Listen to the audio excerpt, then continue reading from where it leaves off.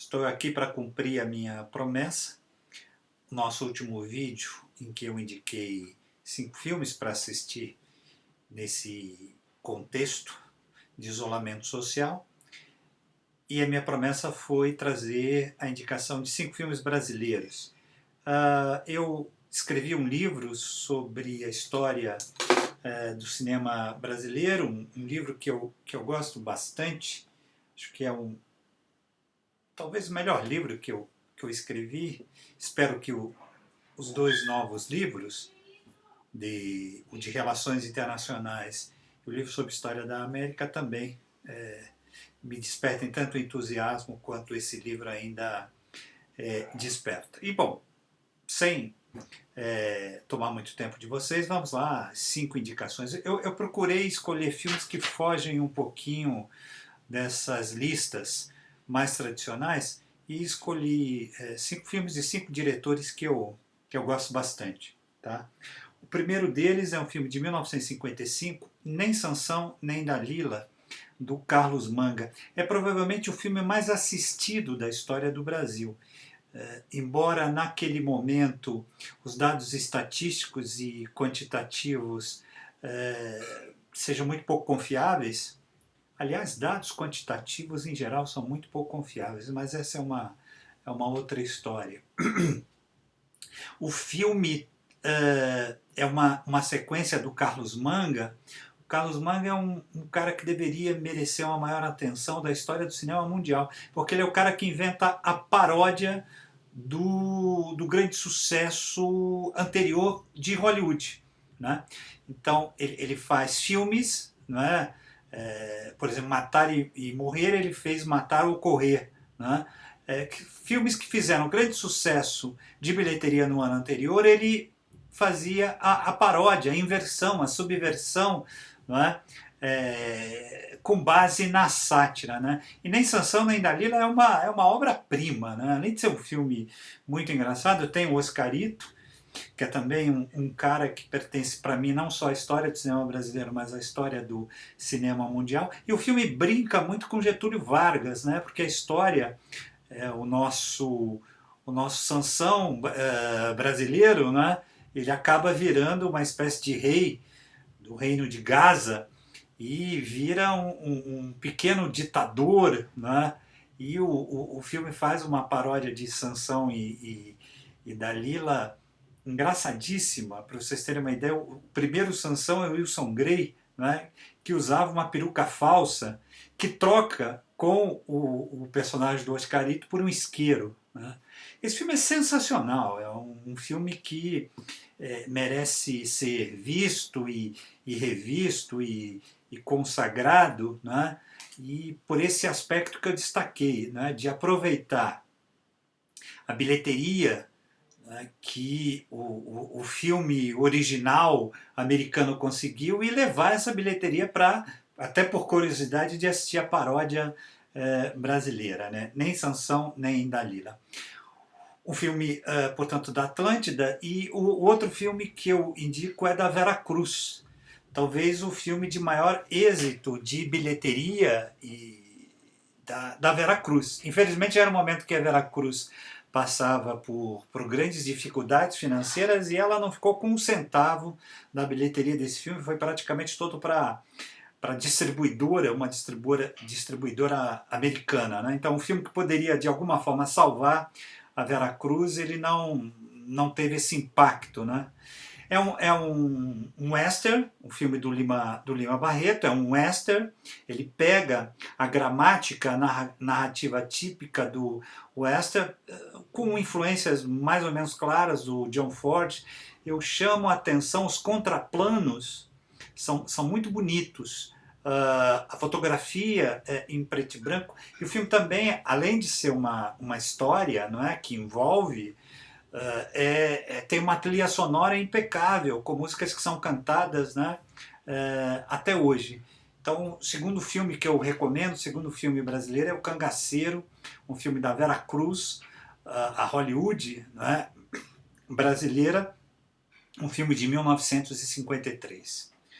O terceiro filme é um dos meus filmes preferidos, na minha avaliação, o melhor filme feito em São Paulo, produzido em São Paulo e que fala de São Paulo, que é o São Paulo Sociedade Anônima, do Luiz Sérgio Presson, um filme de 1965.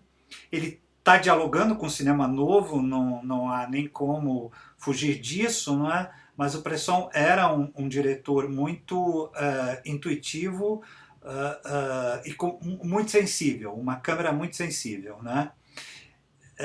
Não tenho convicção que se foi ele que escolheu o Valmor Chagas e a Eva Vilma, mas se foi mais o mérito porque os dois estão muito bem. O Valmor Chagas é o principal personagem do filme, ele acompanha, né, um processo de grande desenvolvimento econômico de São Paulo depois da Segunda Guerra Mundial, a chegada da indústria automobilística.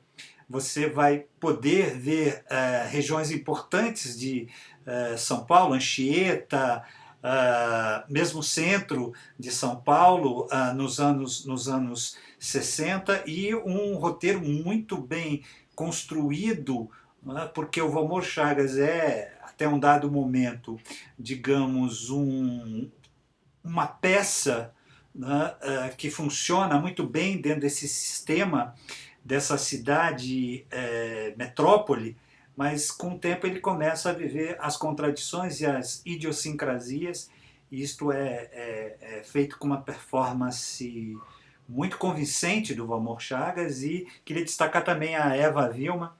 Eva Vilma, sem licença nenhuma, é uma das maiores atrizes brasileiras. Há um certo preconceito da crítica pelo fato dela ter feito muito novela, né? Mas isso é puro preconceito, né? Eva Vilma, sem dúvida, ela funciona muito bem em em todas as mídias, em todos os palcos, né? Ela tem uma performance, né, muito envolvente. Esse filme é excelente.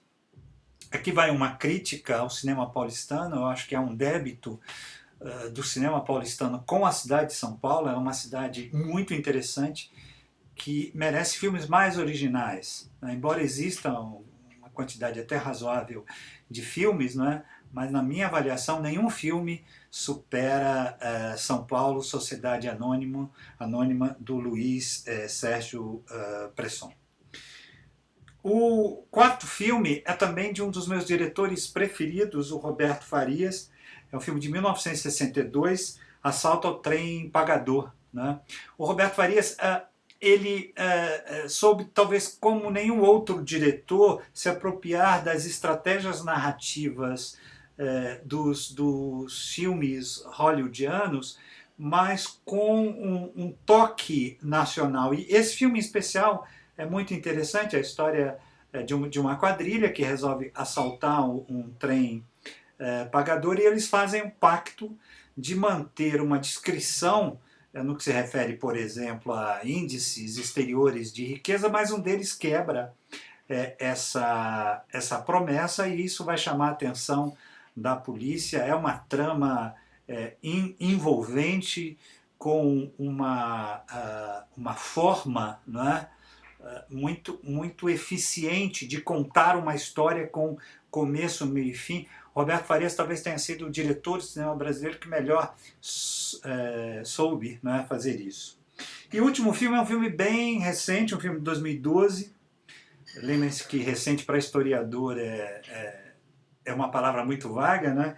Que é o filme O Som ao Redor, do Kleber Mendonça. Na minha avaliação, é o melhor filme. Ele fez filmes muito bons, o mais recente é o Bacurau, né? Mas o Som ao Redor é um filme que não me recordo de um filme mais recente que tenha feito uma descrição tão precisa das contradições, das idiosincrasias da classe média brasileira.